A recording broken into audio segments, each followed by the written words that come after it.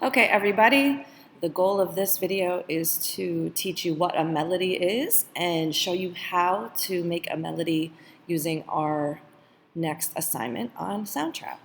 So over here I have the assignment, over here I have some helpful explanations. So a melody is basically just the main tune that you sing in a song. Most of the time it's sung, but it could be with a different instrument too. Today our melody is going to be with a piano. You could feel free to change this, but we'll get to that later, okay? So something about a melody, we've talked about this already. We've talked about commercials that stick in our head, and we've talked about songs that become earworms that we end up singing. Good melodies are very catchy, right? So they get stuck in your head. There's something about them. Usually they're also very singable. So singable not just by really talented singers, but by anybody. That's why nursery rhymes are so good as far as them being examples of melodies, right?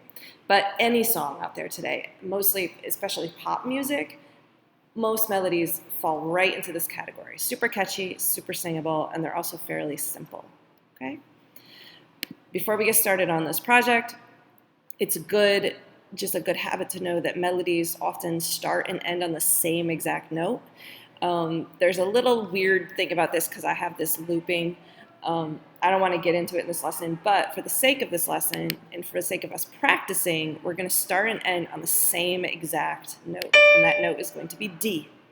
And I know that's a D because I know piano. You may not know it, but if you click or highlight or press on the note here, you'll see that it says D, sorry. You can also drag the note, which is pretty fun too. We'll get to that in a sec. But you see it says D. 4 is just how high or low it is. We're going to start on a D. We're going to end on a D. Now you'll notice there's a lot of stuff in between. These, for right now, are all on that D, on the tonic, our home bass. Okay, but we're going to change that. All right? The other thing before we start messing with this is that there are 2 tracks that I've put into this project. One is a beat, just to give you a little context, and then this is our melody. So you're going to be working mostly in this top track. And the way that I got this to show up, this little keyboard sideways thing, was by double clicking or double tapping. Okay? Let's listen to it.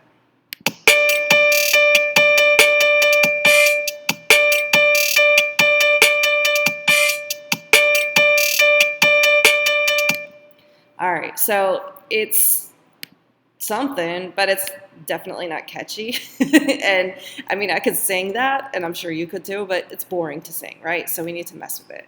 Now, this is how you do it. You double click, and basically for what we're able to do together as a remote classroom, we're gonna just mess with this the best, by trial and error, okay? I'm gonna give you some tips. I would keep all of these rhythms the same. I wouldn't move notes around in columns because that can get real sketchy real quick. You want to have only one note playing at a time, and I want you to keep this rhythm here how it is. What you will move is the actual note, and you do that by going up or down. Okay? Now, this little grid can be pretty, I'm zooming in right now, it can be pretty frustrating at first because it's so small. It depends on what device you're on, but it's even small for me on a laptop.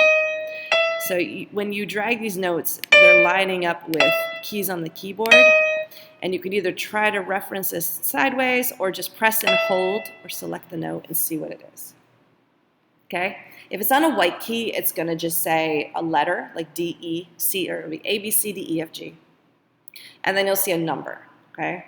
Those are white keys, so E4. Now, if I drag it down here and it goes to a black key, because that's what this lines up with, you'll notice that it says E, and you see that small B. That's a flat. It's not a big deal if you use black keys in this melody, but it'll be more difficult for you to probably come up with something just, because there's more options, right? And that gets into some more complicated scales. So for today, I think you should stick to the white keys. And that's what we're going to do, except for maybe in one instance. Maybe I'll break the rules once. Only break the rules if you like it, if you intend to. So I'm going to just try by starting with my D, going to the next white key on the piano, E, go to F. So it's stepping up. Da, da, da. Pretty easy to sing. And then that's fun, but it's not that fun, so I'm kind of bored. I want to go for a leap. I'm going to go all the way up to A.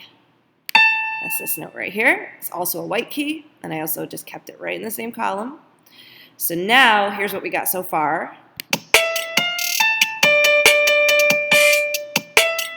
Woo! Even that's kind of cool. I mean, I'm not going to lie. You might get to a level like that and say, all right, but I want you to mess with these 4 notes as well. So, doesn't mean that you have to take away all of these different Ds here, but I'm going to make it kind of follow the shape that I started here that's heading up, and I'm going to make it head back down. Okay?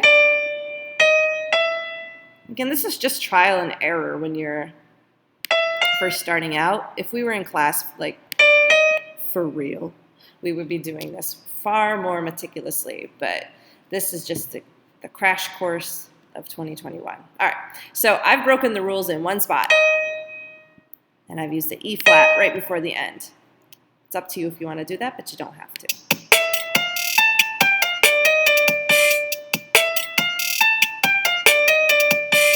And I just listened, and honestly, I don't like that rule I just broke. I kind of liked having all of those repeated notes at the end. So I'm going to leave some of them, and then that's okay. But yeah, so you're going to be tweaking your melodies until you like them.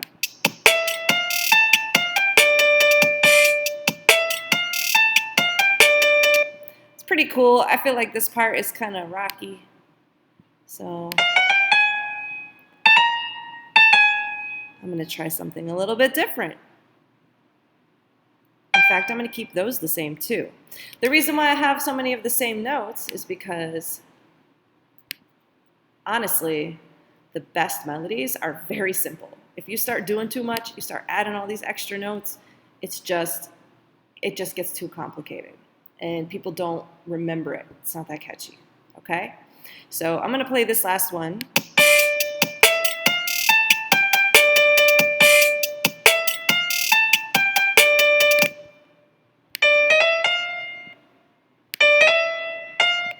And I'm tweaking it a little more.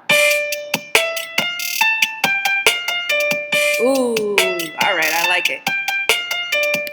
So that's it. That's how you write a melody. At least using Soundtrap in this manner. You can also use it use a keyboard, but with what we have right now, this will work just fine. So that's your assignment in essence. You need to click into here. You need to change the notes so that the middle notes are something different, and it's a catchy, cool melody. You could keep this bottom one the same, or you could go to the loops browser and you can put something else there, okay? Up to you. If you really add to this beat, I will give you some extra credit. Other ways I would give you extra credit is if you change up this rhythm by either stretching or shrinking notes. Please don't add any notes, but you can move them around in space a little bit. Just make sure that they don't coincide at the same time, because you can't sing more than one note at the same time, okay? You can earn extra credit in some other ways. Any little extra sparkle you do, maybe you change this from a piano to something else, okay? But good luck writing melodies. It's not that hard. Don't let it get you down, and let me know if you need help, okay? Have fun.